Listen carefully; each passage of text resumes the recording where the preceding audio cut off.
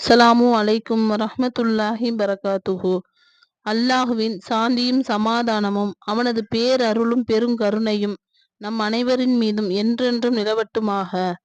இன்றைக்கு நாம் பார்க்க உள்ள தலைப்பு புனிதம் நிறைந்த மஸ்ஜிதுல் அக்ஸா. புனிதம் நிறைந்த பூமியில் புனிதம் வாய்ந்த பள்ளிவாசல்களாக திகழ்கின்ற மஸ்ஜிதுல் அக்ஸா குறித்து நாம் பேசுவதாக இருந்தால், பைத்துல் முகத்தஸ் என்று அழைக்கப்படும் அக்ஸா பள்ளிவாசலின் சிறப்புகளாக இறைவனும் இறை தூதர் ஸல்லல்லாஹு அலைஹி வஸல்லம் அவர்களும் ஏராளமான சிறப்புகளை எடுத்துரைக்கின்றார்கள். அத்தகைய சிறப்புகளை இஸ்லாமியர்களாகிய நாம் அவசியம் தெரிந்து கொள்ள வேண்டும். பைத்துல் முகத்தஸ் பகுதியை பரக்கத் நிறைந்த அருள்வளம் கொண்ட பாக்கியம் நிறைந்த பூமியாக திருக்குரானில் பல்வேறு இடங்களில் இறைவன் பேசுகிறான். வேகமாக வீசும் காற்றையும் சுலைமானுக்கு வசப்படுத்தி கொடுத்தோம். அது நாம் அருள்வளம் செய்த பூமியை நோக்கி அவரது ஆணைப்படி வீசியது. நாம் ஒவ்வொரு பொருளையும் அறிவோராக இருக்கின்றோம் என்று இறைவன் தன் திருமறையில் கூறுகிறான். சுலைமான் அலைஹிவஸல்லம் அவர்களுக்காக அல்லாஹ் வழங்கிய அற்புத காற்று அருள்வளம் செய்த பூமியை நோக்கி வீசியதாக அல்லாஹ் பேசுகின்றான். இறைவனால் அருள்வளம் செய்த அந்த பூமி பைத்துல் முகத்தஸ் பூமியாகும். தன் அடியாரை மஸ்ஜிதுல் ஹராமில் இருந்து சுற்றுப்புறத்திற்கு நாம் அருள்வளம் செய்த மஸ்ஜிதுல் அக்ஸாவுக்கு நமது சான்றுகளை அவருக்கு காட்டுவதற்காக இரவில் அழைத்து சென்றவன் தூயவன். அவனை செவியேற்பவன் பார்ப்பவன். இந்த வசனத்திலும் மஸ்ஜிதுல் அக்ஸா பகுதியையும் அதன் சுற்று பகுதியையும் பாக்கியம் பொருந்தியதாக அல்லாஹ் சிறப்பித்து கூறுகின்றான். அவர்களுக்கும் நாம் அருள்வளம் செய்த ஊர்களுக்கும் இடையே வெளிப்படையாக அமைந்த பல ஊர்களை ஏற்படுத்தினோம். அவற்றில் குறைந்த தொலைவில் பயணத்தை நிர்ணயித்து இரவிலும் பகலிலும் பயமற்றவர்களாய் பயணம் செய்யுங்கள் என்றும் கூறினோம்.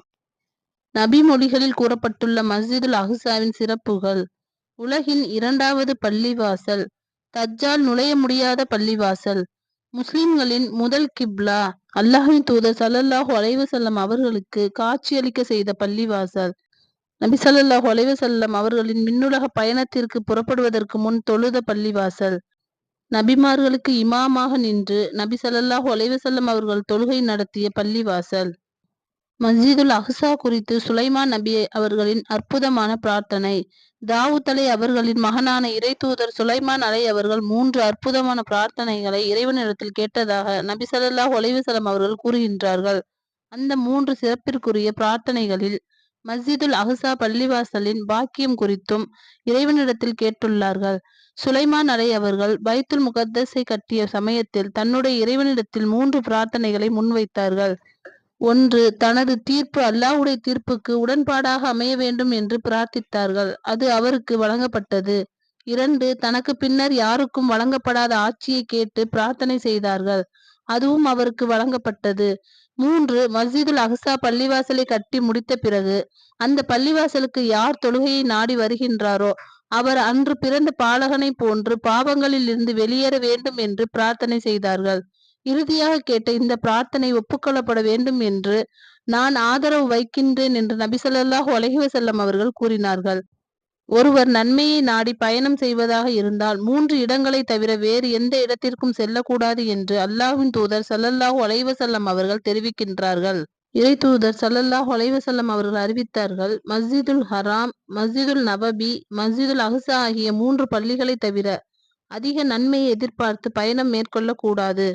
இறைவனிடத்தில் அதிகம் நன்மை கிடைக்கும் என்ற அடிப்படையில் ஒரு மனிதர் பயணம் மேற்கொள்வதாக இருந்தால் 3 பள்ளிகளை தவிர வேறு எந்த இடத்திற்கும் பயணம் மேற்கொள்ள கூடாது என்று குறிப்பிட்டு சொல்கின்ற 3 பள்ளிவாசல்களில் சிறப்பிற்குரிய மஸ்ஜிதுல் அக்ஸா பள்ளிவாசலும் ஒன்றாகும் என்று அல்லாஹ்வின் தூதர் ஸல்லல்லாஹு அலைஹி வஸல்லம் அவர்கள் கூறுகின்றார்கள்.